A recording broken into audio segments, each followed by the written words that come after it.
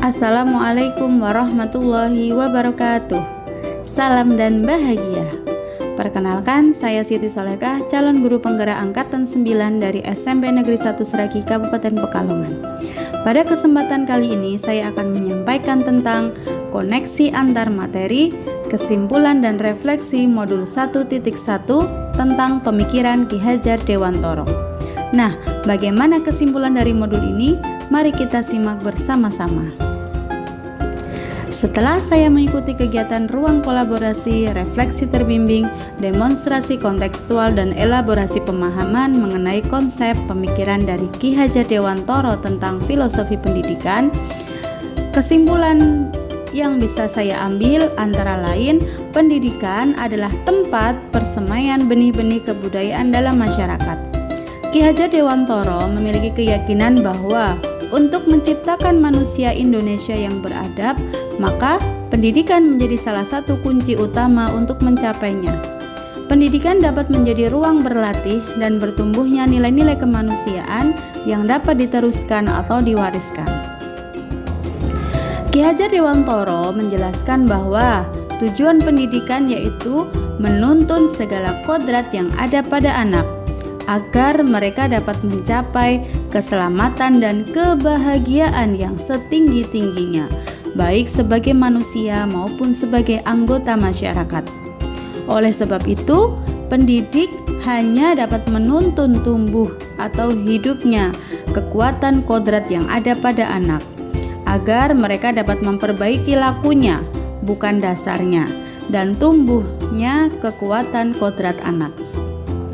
Ki Hajar Dewantoro menjelaskan bahwa dasar pendidikan anak berhubungan dengan kodrat alam dan kodrat zaman. Kodrat alam berkaitan dengan sifat dan bentuk lingkungan di mana anak berada, sedangkan kodrat zaman berkaitan dengan isi dan irama. Ki Hajar Dewantoro mengelaborasi pendidikan terkait kodrat alam dan juga kodrat zaman sebagai pembaharuan yang terpadu. Hendaknya selalu diingat bahwa segala kepentingan anak, baik mengenai hidup dirinya pribadi maupun masyarakat, jangan sampai meninggalkan segala kepentingan yang berhubungan dengan kodrat alam dan kodrat zaman. Sebagai pembelajar merdeka, guru dapat menginternalisasi semboyan Ki Hajar Dewantoro, yaitu Ing ngarsa sung tulodo, ing matya mangun karso tutwuri handayani, yang artinya di depan memberi contoh, di tengah membangun semangat, dan di belakang memberi dorongan. Budi pekerti dapat diartikan sebagai perpaduan antara cipta atau kognitif, karsa atau afektif, sehingga menciptakan karya atau psikomotor. Budi pekerti merupakan keselarasan atau keseimbangan hidup antara cipta, rasa, karsa, dan karya. Keselarasan hidup anak dilatih melalui pemahaman kesadaran diri yang baik tentang kekuatan dirinya agar mampu memiliki kesadaran sosial bahwa ia tidak hidup sendiri dalam relasi sosialnya, sehingga ketika membuat sebuah keputusan dia bisa bertanggung jawab baik kepada dirinya maupun kepada orang lain.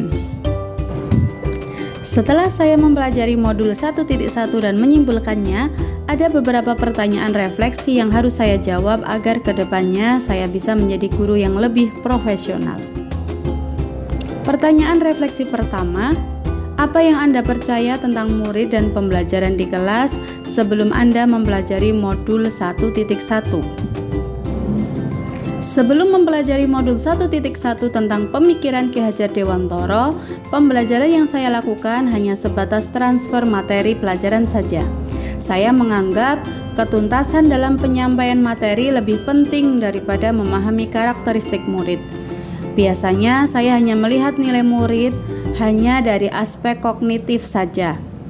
Misalnya saat mereka mengerjakan soal berupa tugas dan ulangan harian.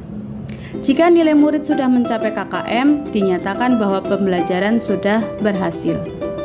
Selain itu, saya pun beranggapan bahwa murid hanya sebagai objek pembelajaran, sehingga pembelajaran terpusat pada guru atau menggunakan metode teacher center.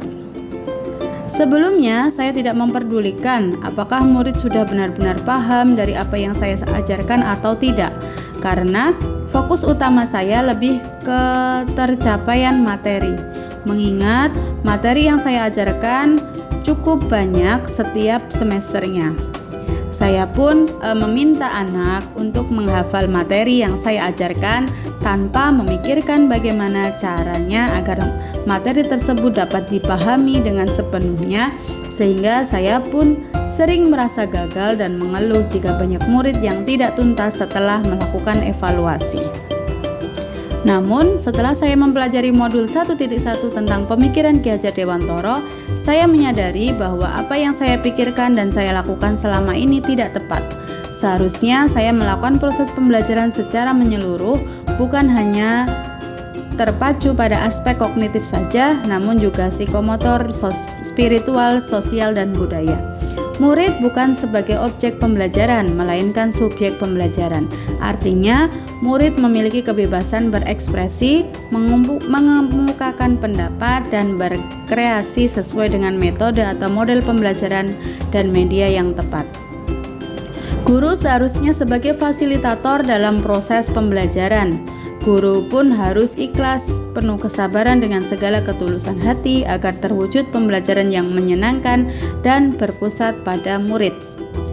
Selain itu, saya juga harus mempelajari karakteristik murid karena setiap anak dilahirkan dengan kelebihan dan kekurangannya masing-masing. Saya harus menghargai setiap karakter murid, memberikan kesempatan untuk mereka tumbuh sesuai dengan kodratnya. Dan yang dapat segera saya terapkan dalam pembelajaran di kelas antara lain merancang pembelajaran yang interaktif dan menyenangkan dengan melibatkan murid sebagai pusatnya atau dikenal dengan metode student centered. Berikutnya saya akan menerapkan pembelajaran abad 21 yang sesuai dengan pemikiran Ki Hajar Dewantoro, yaitu berpikir kritis kreatif, komunikatif, dan kolaboratif dengan berpegang teguh pada konsep memerdekakan anak. Pembelajaran tidak lagi menuntut, tetapi menuntun, karena tugas guru adalah memberi tuntunan atau arahan yang baik kepada murid, berusaha menjadi teladan bagi murid baik dalam perkataan maupun perbuatan. Selanjutnya, saya harus mengenali karakter dan latar belakang murid dengan menjalin komunikasi yang baik. Semoga kita sebagai pendidik bisa saling bersinergi membangun pembelajaran yang mendukung kurikulum merdeka dan memerdekakan pembelajaran. Sekian pemaparan dari saya tentang koneksi antar materi, refleksi, dan kesimpulan di modul 1.1. Semoga bermanfaat. Terima kasih, sampai jumpa di kesempatan yang berikutnya. Wassalamualaikum warahmatullahi wabarakatuh.